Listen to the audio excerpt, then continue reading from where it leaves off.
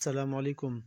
آپ نے اکثر سنا ہوگا خنزیر کا نام لینے سے انسان کی زبان ناپاک ہو جاتی ہے اور مسلمان سے 40 دن کے لیے ایمان دور ہو جاتا ہے۔ کیا واقعی ایسا ہے؟ کیا واقعی زبان ناپاک ہو جاتی ہے؟ خنزیر حرام ہی کیوں کیا گیا؟ اللہ پاک نے خنزیر کو پیدا کیوں کیا؟ ناظرین، آپ نے اکثر سنا ہوگا کہ مغربی ممالک جان بوجھ کر مسلمانوں میں خنزیر کی چربی یا گوشت سے بنی مصنوعات کو عام کرنا چاہتے ہیں۔ اس کی وجہ کیا ہے؟ قرآن و حدیث کی روشنی میں آپ کو آج کی ویڈیو میں ان سوالات کے جوابات ملیں گے۔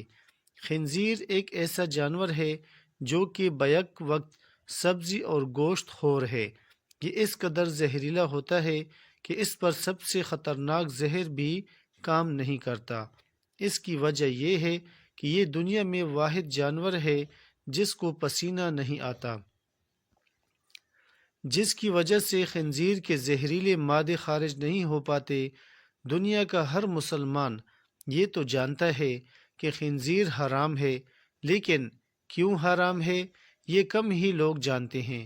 اللہ پاک قرآن میں فرماتا ہے، آپ فرما دیں کہ میری طرف جو وحی بھیجی گئی ہے اس میں تو میں کسی بھی کھانے والے پر ایسی چیز کو جسے وہ کھاتا ہو حرام نہیں پاتا، سوائے اس کے کہ وہ مردار ہو یا بہتا ہوا خون ہو یا سور کا گوشت ہو، کیونکہ یہ ناپاک ہے، یا نافرمانی کا جانور جس پر ذبح کے وقت غیر اللہ کا نام بلند کیا گیا ہو۔ پھر جو شخص بھوک کے باعث سخت لاچار ہو جائے تو نافرمانی کر رہا ہو اور نہ حد سے تجاوز کر رہا ہو، تو بے شک آپ کا رب بڑا بخشنے والا نہایت مہربان ہے۔ اس آیت کے علاوہ سورہ مائدہ کی آیت نمبر 3، سورہ بقرہ کی آیت نمبر 173 اور سورہ نحل کی آیت نمبر 115 میں بھی خنزیر کا گوشت کھانا اللہ پاک نے سختی سے منع فرمایا ہے۔ حضرت جابر بن عبداللہ رضی اللہ تعالیٰ عنہ سے ترمذی کی حدیث نمبر 1297 میں روایت ہے کہ حضور پاک صلی اللہ علیہ وسلم نے فرمایا، اللہ اور اس کے رسول صلی اللہ علیہ وسلم نے شراب، مردار خنزیر اور بتوں کی پوجا کو حرام قرار دیا ہے۔ حضرت جابر رضی اللہ تعالیٰ عنہ کہتے ہیں کہ میں نے پوچھا کہ حضور، مردار کی چربی جو کہ کشتیوں پر ملی جاتی ہے یا چمڑے پر لگائی جاتی ہے، اس کا کیا حکم ہے؟ حضور صلی اللہ علیہ وسلم نے فرمایا، وہ بھی حرام ہے۔ اب سوال یہ پیدا ہوتا ہے کہ کیا خنزیر حرام کیوں کیا گیا؟ اللہ پاک نے اس کی وجہ قرآن کریم کی سورہ انعام کی آیت نمبر 145 میں یہ بیان کی کہ خنزیر ناپاک ہے۔ آئیے اب آپ کو خنزیر کی خباثت اور ناپاکی کی وجہ بتاتے ہیں۔ خنزیر سے ایک خاص قسم کی بدبو آتی ہے کہ اس کے پاس انسان کھڑا نہیں ہو پاتا، اسی لیے مغربی دنیا میں اس کے جسم پر ایک خاص قسم کا تیل لگایا جاتا ہے۔ یہ دنیا کا واحد جانور ہے کہ جو دوسروں کی غلاظت کے ساتھ ساتھ اپنی غلاظت بھی کھا جاتا ہے۔ خنزیر اپنی مادہ کے لیے خود دوسرے نر کو پسند کرتا ہے اور ان کو گھیر کر اپنی مادہ کے پاس لاتا ہے اور خود ہی ان دونوں کا ملاپ کرواتا ہے۔ یہ دنیا کا واحد جانور ہے جو کہ ہم جنس پرستی کو بہت پسند کرتا ہے۔ انہی عادات اور خصلتوں کی وجہ سے خنزیر کو قرآن پاک میں ناپاک کہہ کر پکارا گیا ہے، اور یہی وجہ کہ آج خنزیر کو کھانے والوں میں خنزیر کی ہی یہ سب ناپاک عادتیں عام ہو چکی ہیں۔ اسی لیے قرآن و حدیث میں خنزیر سے کسی بھی قسم کا فائدہ اٹھانے سے منع کیا گیا ہے۔ روایات موجود ہیں کہ یہ کسی بھی نبی کی امت کے لیے حلال نہیں کیا گیا۔ خنزیر کی پیدائش کے متعلق مشہور روایات ہیں جس کے راوی حضرت ابن عباس رضی اللہ تعالی عنہ ہیں۔ روایت کچھ یوں ہے، حضرت عیسیٰ علیہ السلام کے حواریوں نے حضرت عیسیٰ علیہ السلام سے درخواست کی کہ آج کوئی مردہ ایسا زندہ کریں کہ جو حضرت نوح علیہ السلام کے زمانے کا ہو اور وہ ہمیں ان کے حالات سے آگاہ کرے۔ چنانچہ حضرت عیسیٰ علیہ السلام نے ایک قبر پر لاٹھی ماری جس میں سے ایک نوجوان زندہ ہو کر بیٹھ گیا۔ وہ شخص کہنے لگا کہ حضرت نوح علیہ السلام کی کشتی کی لمبائی 1200 گز تھی اور چوڑائی 600 گز تھی اور اس کی 3 منزلیں تھیں۔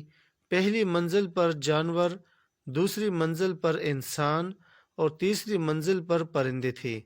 اب جانوروں نے اپنے فضلے سے پہلی منزل پر اتنا گند ڈال دیا کہ بیماریاں پھیلنے کا خدشہ ہونے لگا۔ تو حضرت نوح علیہ السلام اللہ کی حضور سجدہ ریز ہوئے تو اللہ پاک نے خنزیر نر اور مادہ دونوں کو پیدا فرمایا جو کہ ہاتھی کے قریب سے نمودار ہوئے۔ وہ فوراً گند اور جانوروں کا فضلہ اور وہ سب گند جو جانوروں کی وجہ سے وہاں پھیلا ہوا تھا کھا گئے، اور وہ سب گند انہوں نے ختم کر دیا۔ خنزیر حرام اور نجس العین ہے، اور نوح سے لے کر بعد تک تمام انبیاء خنزیر کو برابر حرام ٹھہراتے رہے ہیں اور اس سے کلی اجتناب کا حکم دیتے رہے ہیں، یہاں تک کہ جب حضرت عیسیٰ علیہ السلام نازل ہوں گے تو وہ بھی خنزیر کو قتل کریں گے۔ اب بات کرتے ہیں کہ اس جملے کی کہ خنزیر کا نام لینے سے 40 دن تک زبان ناپاک رہتی ہے یا 40 دن تک ایمان دور چلا جاتا ہے۔ آپ کو بتاتے چلیں ایسی بھی کوئی بھی روایت یا حدیث موجود نہیں ہے، یہ بالکل فاسد ہے۔ اگر نام لیا جائے تو انسان دائرہ اسلام سے خارج نہیں ہوتا، اور 40 دن ایمان سے دور رہنے والی بات کی کوئی اصل نہیں۔ ناظرین، قرآن کریم کے اندر خنزیر کا نام بھی ہے، فرعون کا نام بھی ہے اور ابلیس کا نام بھی ہے۔ تو جب بندہ قرآن کریم کی تلاوت کرتے ہوئے ان کا نام لیتا ہے تو ہر حرف پر 10 نیکیاں ملتی ہیں۔ یہ غلط بات ہے کہ خنزیر کا نام نہ لیا جائے۔ ہاں، اگر کوئی جان بوجھ کر اس کے نام کی تسبیح شروع کر دے تو وہ غلط بات ہے۔ جدید سائنس نے بھی خنزیر کے گوشت پر تحقیق کے بعد اسے انسانی جسم کے لیے مضر قرار دیا ہے۔ دوستو، یہ بات ذہن میں رکھیں کہ حضرت آدم علیہ السلام کو جنت سے صرف اسی لیے نکالا گیا تھا کہ انہوں نے اللہ تعالیٰ کی طرف سے منع کردہ درخت کا پھل کھا لیا تھا۔ ہمیں اس درخت کی حرمت کے متعلق کوئی وجہ معلوم نہیں، اور نہ ہی آدم علیہ السلام کو اس درخت سے ممانعت کی وجہ معلوم کرنے کی کوئی ضرورت تھی، بلکہ اللہ تعالیٰ کا منع کر دینا ہی ان کے لیے کافی تھا۔